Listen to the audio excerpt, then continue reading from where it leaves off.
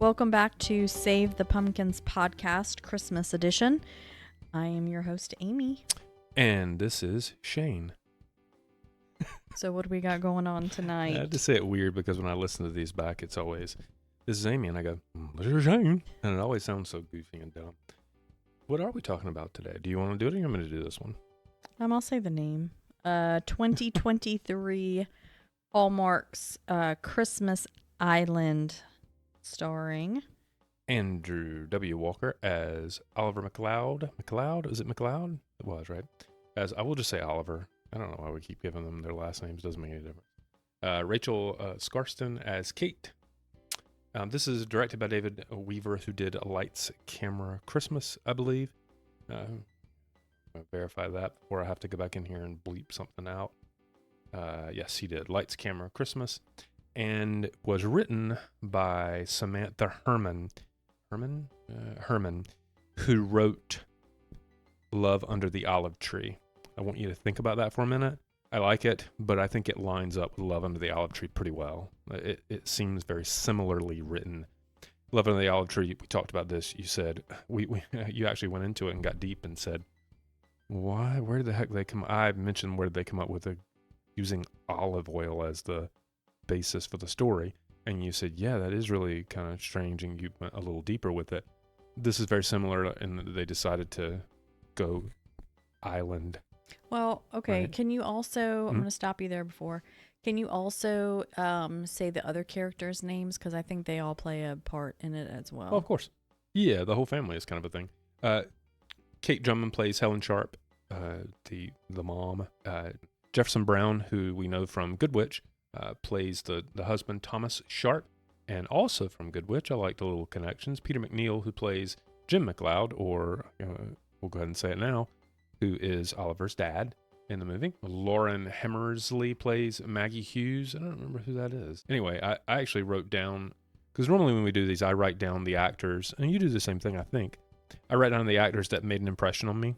I write down the stars, the two stars, and then the actors that made an impression on me. In Santa Summit and Field Day, both of which, yeah, I brought Field Day up again. In Santa Summit and Field Day, I wrote all of them down. And why did I do that? Because I liked all of them. I loved all of them. I thought they were all fantastic and integral to the plot of the story. And for this one, I wrote down, can you guess which character I wrote down in this one? Who I loved. I thought was wonderful the in this. dad, Jim. No. Well, he's great. I didn't mean it like that. He's really good in this. But the star of this show to me is Britt Loder. Loder? I think it's Loder.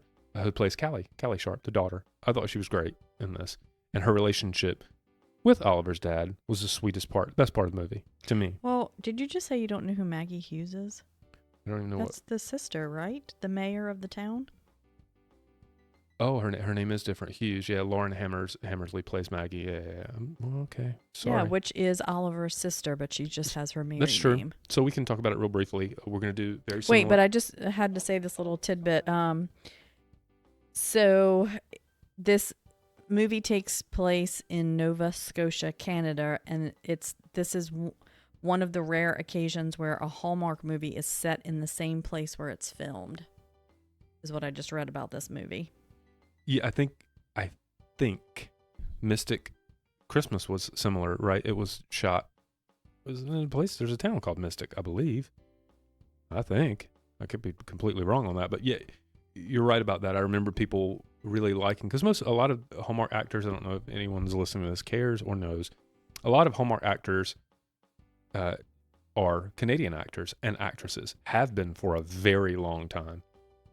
I used to, you remember when Miss Miracle, Erin, oh man, I'm not going to get her. I'm not going to try her last name because I'm going to get it wrong and I don't have it in front of me to look it up. The actress that plays Reba, right? Isn't her name?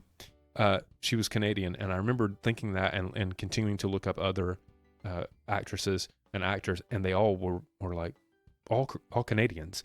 I think there's something attractive about filming in Canada and getting Canadian actors and actresses while they're there that Hallmark people do things because they have good relationships with companies and cities and things like that. But yeah, I did read also that it was filmed in Nova Scotia, and I think, didn't Andrew W. Walker say he was really happy about that? Because he's Canadian, right? I think. Yeah. So he was happy about that. They got to do a little bit of Canadian culture. You can tell in his performance in this. We'll get right into it, but we're going to keep it very brief because it's really, I like it, but there's really not a lot to talk about. Kate is a pilot. Kate, the Kate played by- Gabriel. what? Captain Gabriel. Yeah, her name's Kate. Why did you were you wanting me to represent No, and give I her the proper Was throwing that in there. captain respect that she? Rachel Scarson. I was just trying to remember her name, but she's Kate, and she is going to take the Sharp family to their Switzerland Christmas. I believe it's Switzerland Christmas.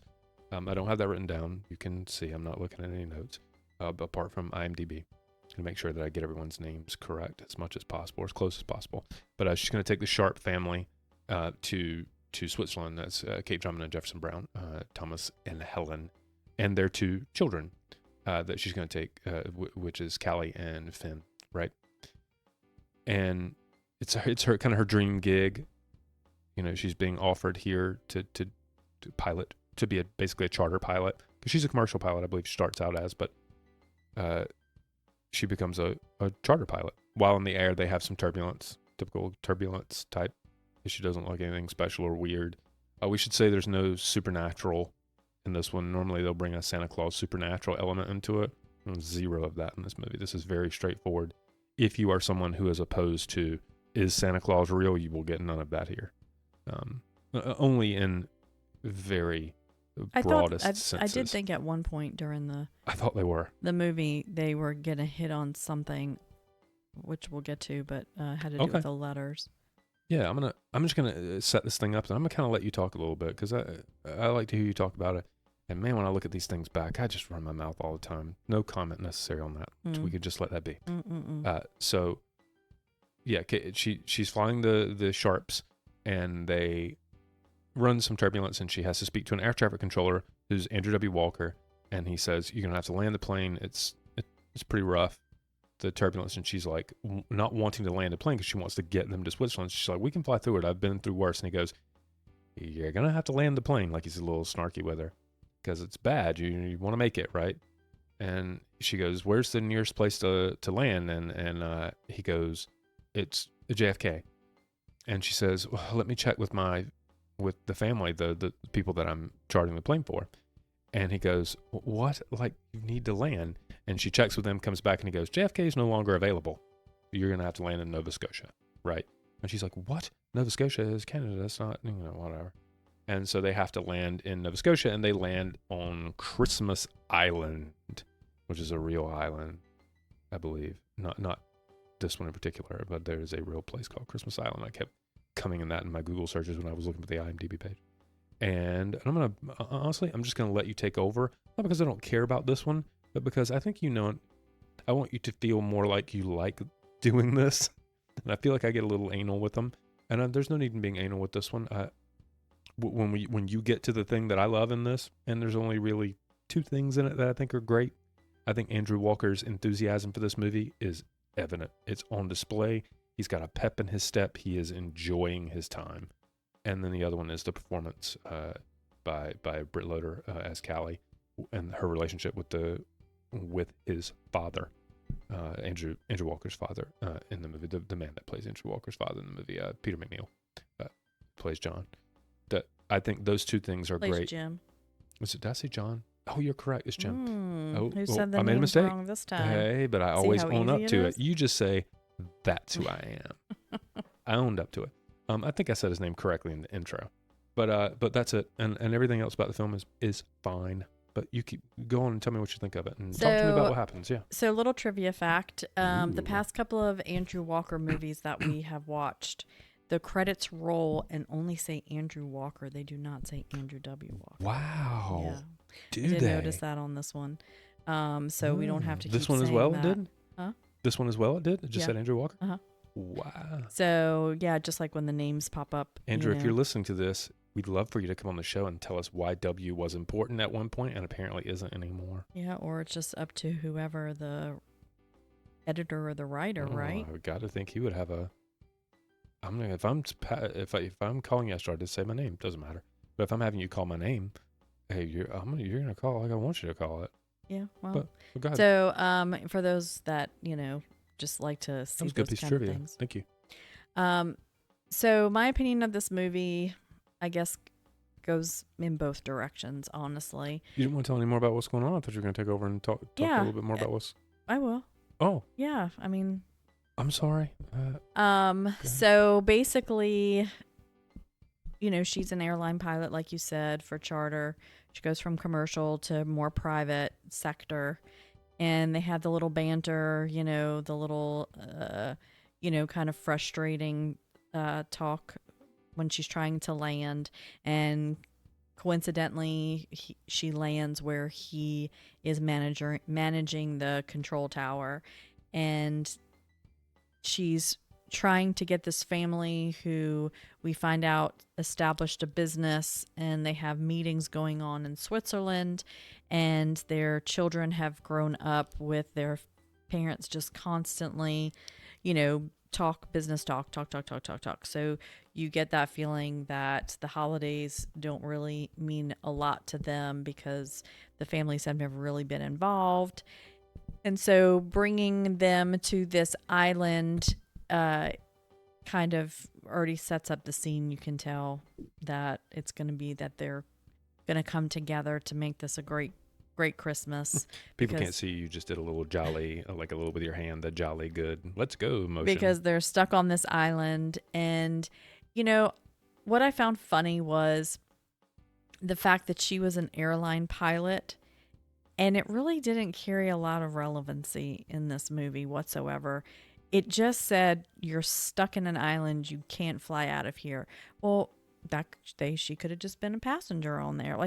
Like I think they tried to give her like a focus in a way. And it just went whoosh right over your head.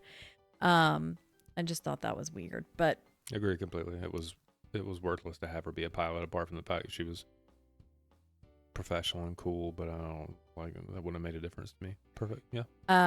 And like you said, Andrew Walker was fantastic. He carried the whole show. The kids, the daughter, like you said, Callie, she was very good. She did a very good job with her character. But he's just got such a Christmas holiday personality, Did you think he kicked it a slight gear up in this one? Like when he showed up with the Santa Claus outfit on, everything, or whatever. Yes. He had a little more pep in his Andrew Walker. We're not going to say W anymore, dude, unless you come on the show. He had a little more pep in his step in this one, and I mean no disrespect. For this movie, he had a little bit more pep in his step, and I was like, oh. Yeah, he played a character playing a character in that. It was but it was like, of all the ones we've seen you in that we love, you kicked into the gear for this one. I mean, that's cool, good. I'm glad. I can't say that I want them all to kick it up a notch, and then when they do, I get mad at them. But yeah. I did not. So basically, they get stranded on this island. And of course, the weather is not allowing them to fly out. So it's like a day turns into another day, and it looks like they're going to be around for Christmas. So they get involved in, the holiday traditions on Christmas Island. And I did think that they did a very good job with these parents kind of snapping out of it and becoming a little bit more involved. It was as realistic as funny as that sounds, being that it was a movie that a show has done in a long time, with trying to bring parents back into reality and trying to connect with their children around the holidays. Like that mom, she made the dress for her daughter, and seemed to make a dress in a fashion that was for the times, for her, for her teenage daughter. Yep. And the dad wanted to decorate the Christmas tree and kind of push the mom to decorate the Christmas tree. And I just really thought that they did a good job with these characters that played the mom and the dad. I thought they were very likable. And so we just follow them on this journey of doing these holiday traditions on Christmas Island. And then in the end, they celebrate Christmas together. And You're going to mention the thing that we both said was really pretty? Or the crab cage tree? oh, yeah. Yeah, So they cool. the dad puts together this crab lobster Yeah, like a lobster trap. cages, and they're, in this case, they're colored. Right. And To so they represent have the this tree. tradition that Maggie, the mayor, who's Oliver's sister, unfortunately had lost her husband to sea 5 years earlier. And they have this tradition where they build this lobster trap tree that they light up, and each of the traps light up to a different color. And it was actually very clever. And they make an announcement, and they have somebody just talk briefly about, how they still remember those lost at sea. And then every family member comes up to represent another family member that's lost. And they hang a buoy, this little tiny buoy with their name on it, on the trap tree. And, it's those little things that kind of It get was me. touching. Something sweet. different, something touching, something that represents this type of town that they were in. I thought was really good. And so we just follow them on this journey of connecting with the environment and the people, and getting, a look at what their customs are, and finding that they enjoy the holiday and what it means, and family and togetherness. And in the end, she's able to fly them out. And so she, along the way, became close with Andrew Walker's character.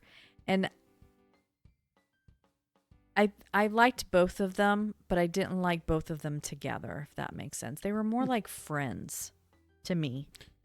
Yeah, I Like would go with that.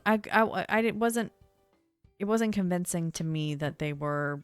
I won't argue with you that there was some great chemistry between the two of them, romantic chemistry. I tend to think Andrew Walker is. I mean, I love the guy. I think he's great. I tend to think he's like Nikki DeLoach, his good pal. I could think he can have good chemistry with anyone. But yeah, there wasn't much here. Yeah, I mean, so we find that she's, not a fan of Christmas because it reminds her of her dad who's passed. And then, Andrew Walker is battling, problems of not being able to ever leave Christmas Island. Both of those things are very common themes in these movies, which I think would be my criticism if I had to criticize Christmas Island, and I really wouldn't. It was inoffensive. It just wasn't. Well, it was easy enough to watch. It was very easy watch. I would say that it did nothing different apart from the being a little bit more leaning on the customs, like you had mentioned and brought up, which I thought was great. All the things that it did that were slightly different, making the parents, it was a good point that you said that the parents were a little bit more realistic with their kids. That was great. The customs, that was great. Everything else was very much cookie cutter for these. Yeah, I thought the ending was very dry. I think the ending, though it was predictable that you knew that at some point the weather was going to let up, and that was going to be the conflict, that now they're able to go, and are they going to go because they've enjoyed their stay. And so, I mean, that was all predictable, but then when it happened, it was just, to me, what was supposed to happen between Kate and Oliver, I just thought was just very dry. And he's, I want to be able to get over my fear of flying and be with you. And, and it's just, I don't know. I just thought it was a little cheesy. You have to be careful saying that anything is cheesy, given the movies we're watching. That's like saying that horror movie we watched was a little gory. Yeah, I guess, right? these are cheesy but I know what you mean. What you mean was, even for these movies, it was kind of cheesy. Yeah. Right. Yeah. I think I was more excited for the fact that the family was excited on the plane about staying and they Yeah. ripped their seatbelts off. Like, I thought that was more enjoyable than Kate walking out of the plane to kiss Oliver because, And now I'm going to bring it up because I think I should. I have told you that this Christmas season, or you mentioned it the other day, you mentioned that this Christmas season, the movies have been more not about the love story, or at least the love story has been the least interesting part. And yet again, we have another movie where they shimmied a love story in there for you. But like, I agree with you, the family looked like they genuinely wanted to stay on Christmas Island because they had found a home. And I was happy for them. And that's not just me being an old person saying, love schmub, I already found love, I want to find a place to live. That's me saying, give me two people whose love story I can pull for, or I'm going to look at the ones who already have a story and pull for them. And in this case, that's exactly what this was. Oh, I agree with you completely. Everything you've said about this, I feel the exact same about.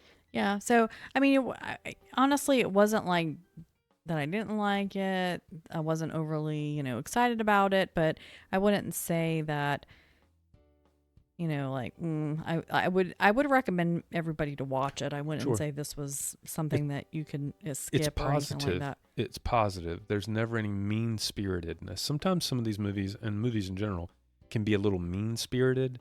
This wasn't mean-spirited. But, I mean, just to, to say again that Andrew Walker did not disappoint. I mean, he was... Never does, really, honestly. He is as consistent an actor or actress as they have on the network, and which is why we love watching Curious Caterer, because the other beacon of consistency they have is Nikki DeLoach. So when we watch it, it's like, okay, we might not like this one as much as the last Curious Caterer, but we're gonna like it. Same thing, when we watched this, I was like, I don't really know how I feel about flying in on that. Seems weird, but Andrew Walker's in it. It'll be all right, right? It'll be funny. So what would you rate this one? Ooh, you're asking me first. That's cool. Between 1 and 5, 4, right on the button. 3.9. Yeah, I would agree. I would say 4.1. Yeah, somewhere in there. I don't know how much higher I would go with it. Like you said, I think it's worth a watch. But if you are looking for a Hallmark movie that does something different, this isn't it. But that doesn't mean it's bad. I mean, the location, like I said, really cool. The introduction of the different ceremonies, I thought brought a little bit of a different twist to it than some of them. Not a bit of snow on the ground, no matter how much fake snow they put all over the place. The traditions were similar, I guess. Some people would relate back to old school, but I thought we haven't seen, recently, like letters, like Christmas letters. That was one of the things that they and then they did a little update with it with the social media thing, but not in a way. Right. You know what I mean? So instead of the lighting of the Christmas tree, it was the lighting of the lobster trap. So so they gave like a little bit of spin on things that you're used to hearing about. So I thought that was a little bit more entertaining. But so I've really enjoyed doing this one because I let you talk more. I'm going to do that from now on. I think that's a good idea. So okay, well, we suggest that you take a peek at this one and then let us know your thoughts. Yep. Leave some comments. Let us know what you think, and remember to do something that makes you happy today. Thanks for joining.